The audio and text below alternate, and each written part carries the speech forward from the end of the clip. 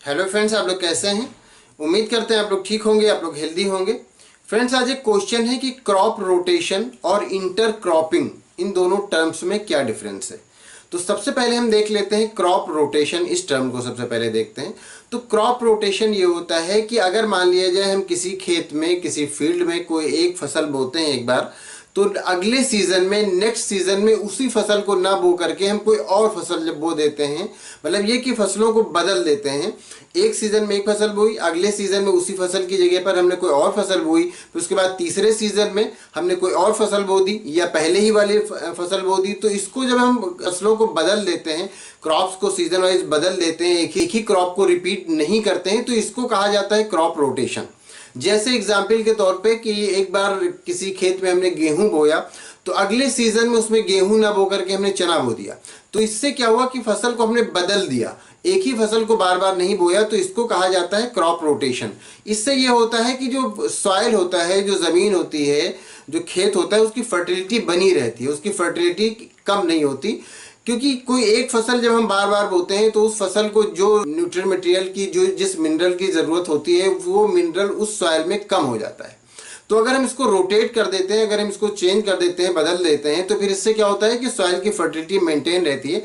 Example के तौर पे हम किसी खेत में अगर गेहूं बोते हैं तो क्या होता है कि उस खेत में नाइट्रोजन की कमी हो जाती है। मतलब ये कि गेहूं को नाइट्रोजन ज़्यादा चाहिए, तो नाइट्रोजन की कमी अब उस खेत में हो जाएगी, उस सॉइल में हो जाएगी। तो अगले सीजन में अगर हम उसमें कोई लेग्यूमिनस प्लांट लगा दें, तो लेग्यूमिनस प्लांट जब हम लगाएंगे तो हम जानते हैं कि लेग्यूमिनस प्लांट के रूट नोड्यूल में जो राइजोबियम बैक्टीरिया होते हैं, तो वो क्या करते हैं, वो नाइट्रोजन फिक्सेशन का काम करते हैं। मतलब एटमॉस्फेरिक नाइट्रोजन को वो फिक्स करके सॉइल में घुलने वाला नाइट्रोजन बना देते हैं। तो इससे क्या होता है कि सॉइल में फिर नाइट्रोजन की कमी पूरी हो जाती है।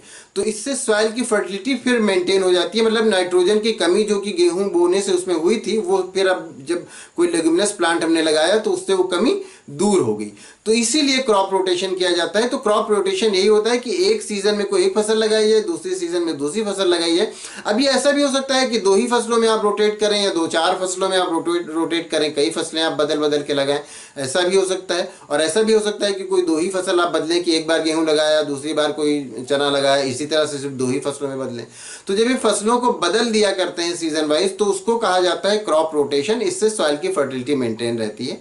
अब हम आते हैं इंटर क्रॉपिंग पे कि इंटर क्रॉपिंग क्या है। तो इंटर क्रॉपिंग ये होती है कि एक ही टाइम में, एक ही खेत में दो तरह की फसल लगाई जाए या दो से ज्यादा तरह की फसल लगाई जाए। मतलब एक से ज्यादा फसल एक ही टाइम में एक ही खेत में लगाई जाए, तब इसको कहा जाता है इंटर क्रॉपिंग। मतलब क्रॉप रोटेशन में तो एक ही तरह की फसल एक टाइम में लगाई जाती थी, वो सीजन खत्म होता था, फिर अगले सीजन में दूसरी फसल लगाई जाती थी। लेकिन इंटर क्रॉपिंग में क्या है कि एक ही टाइम में एक ही खेत में एक से ज्यादा फसल लगाई जाए, तो उसको कहा जाता है इंटर क्रॉपिंग। इससे ये होता है कि इससे भी सॉइल की फर्टिलिटी मेंटेन रहती है।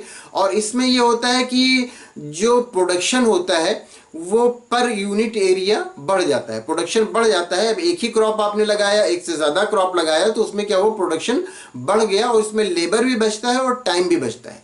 तो यही डिफरेंस होता है दोनों में, क्रॉप रोटेशन में और इंटर क्रॉपिंग में। लेकिन दोनों ही बेनिफिशियल होते हैं, दोनों से सॉइल की फर्टिलिटी मेंटेन रहती है। तो इसलिए इस तरह के मेथड जो फार्मर्स होते हैं वो अपनाते हैं। तो उम्मीद करते हैं आप अच्छी तरह समझ गए होंगे दोनों का डिफरेंस, कि क्रॉप रोटेशन क्या होता है और इंटर क्रॉपिंग क्या होता है। अगर इसमें कोई कंफ्यूजन है तो आप पूछ सकते हैं, या कोई और क्वेश्चन है तो वो भी आप पूछ सकते हैं। Thank you.